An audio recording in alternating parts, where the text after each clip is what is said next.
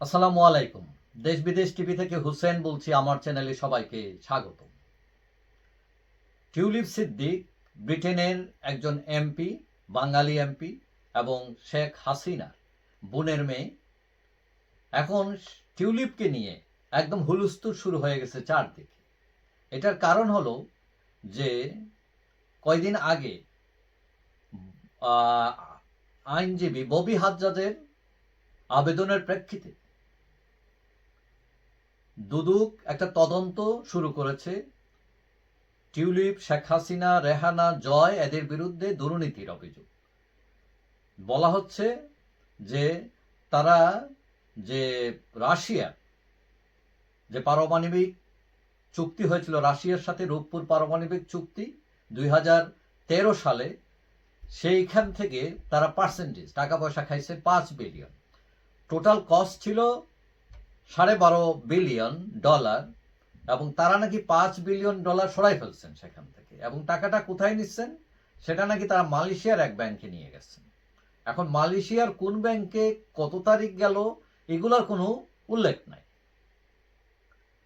এখন এই নিউজটা করেছিল আমেরিকার একটি সংবাদ সংস্থা এবং তার উপর ভিত্তি করে এত হইচই। এখন গতকাল আমরা দেখলাম বৃহস্পতিবার ডেইলি মেইল, ইউকের একটি পত্রিকা ডেইলি মেইল, তারা এটার উপর একটা প্রতিবেদন তৈরি করেছে এবং প্রতিবেদন যিনি লিখেছেন তার নাম আবু তাহের। সম্ভবত তিনিও বাঙালি এবং এই গসিপ ভালোই খাচ্ছে পত্রিকায় এবং এইটাকে ভিত্তি করে দ্য টেলিগ্রাফ এবং বিবিসি পর্যন্ত নিউজ করেছে এবং সবাই এটা খুব আরাম পায়। কারণ টিউলিপ যেহেতু একজন প্রতিমন্ত্রী সরকারের, এইসব মিডিয়ায় এরকম খবর পাইলে মোটামুটি তারা কাটতি ভালো হয় এবং সরকারকে চাপে রাখা যায়। এইসব কারণে তারা এইসব নিউজের বেশি আগ্রহ দেখায়। এখন টিউলিপ লেবার পার্টির একজন এমপি। লেবার পার্টিকে জিজ্ঞেস করা হচ্ছে টিউলিপের দুর্নীতি নিয়ে, তারা বলছে নো কমেন্টস, তারা এটা কমেন্টস করতে চায় না। এখন পুতিনের সাথে টিউলিপের ছবি ছিল, শেখ হাসিনার ছবি, সেই 2013 সালের ঘটনা। এখন এইটা হঠাৎ করে, এটা শেখ হাসিনা সরকারের পতনের পর মানে অবস্থাটা এরকম যে এখন সুযোগ পাইছে। আমার ধারণা এটা 90% মিথ্যা।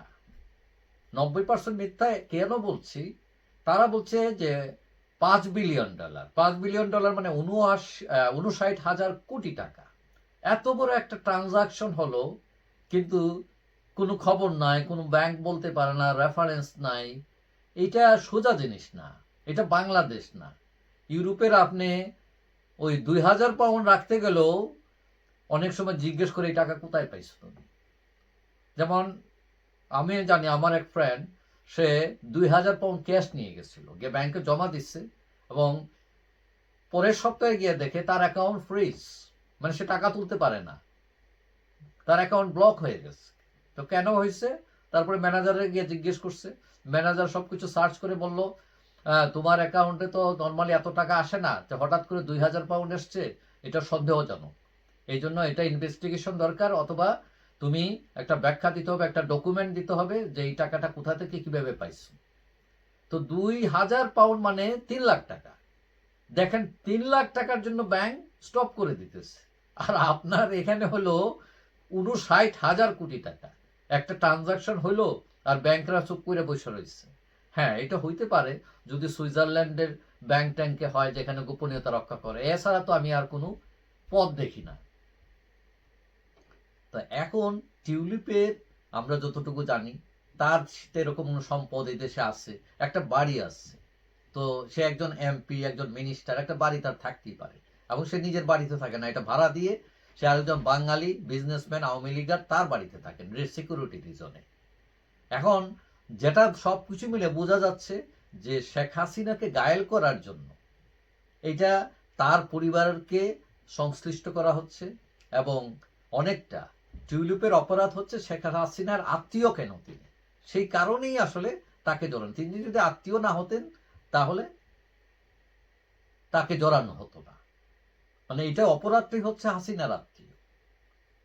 এবং আমাদের দেশের মানুষের আরেকটা সমাজ যায়, কোনো একটা তদন্ত হলেই একদম হইচই পড়ে যায়, মানে চুরি করে ফেলছে সেই, মানে দোষী না হওয়ার আগেই তারা দোষী বানিয়ে ফেলে। হ্যাঁ, কারো যদি অভিযোগ উঠে তার নামে সরকার তদন্ত করতেই পারে, এটা স্বাভাবিক একটা প্রক্রিয়া, তার মানে এই না যে তিনি দোষী। তো এইরকম যে পত্রিকাগুলো এইসব লিখছে, অনেক পত্রিকা আছে তারা লিখে কাটতি বাড়ানোর জন্য। তো এখন কোথাকার কোন এক পত্রিকায় একটা প্রতিবেদন ছাপা হয়েছে, এইটা বাংলাদেশ পেরিয়ে এখন ব্রিটেনে পর্যন্ত চলে আসছে এবং এটা নিয়ে মোটামুটি হইচই। তবে আমার ধারণা যে তার প্রতি মানে অবিচার করা হচ্ছে, এবং তিনি আসলেই জড়িত কিনা কোনো সমস্যা নেই। হ্যাঁ, তার নামে অভিযোগ যদি ওঠে তদন্ত সরকার করতেই পারে, কিন্তু একজনকে দোষী না হওয়া আগ পর্যন্ত মানে তাকে চোর বলতেছে কেউ, হ্যাঁ কেউ ফাঁসি দিয়ে দিতেছে, কেউ তার মন্ত্রিত্ব খেয়ে ফেলতেছে, এই যে অবস্থা।